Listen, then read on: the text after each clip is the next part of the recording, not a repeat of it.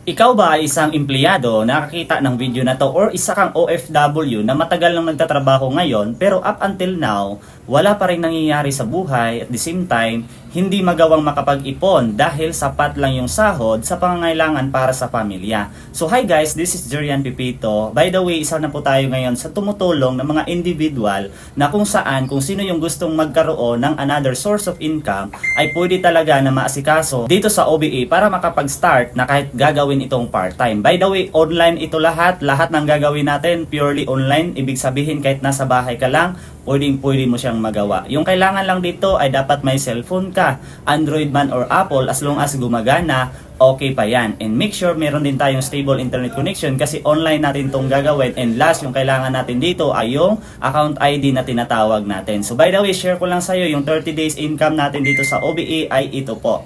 So yan yung kinita natin na kahit nasa bahay lang tayo. So ito yung nagustuhan ko kasi hawak ko pa yung oras ko dito. Kaya kung ikaw ngayon gusto mo din na subukan ito or silipin ano ba talaga yung OBE, comment ka lang para mag-guide kita kung paano. See you in the inbox.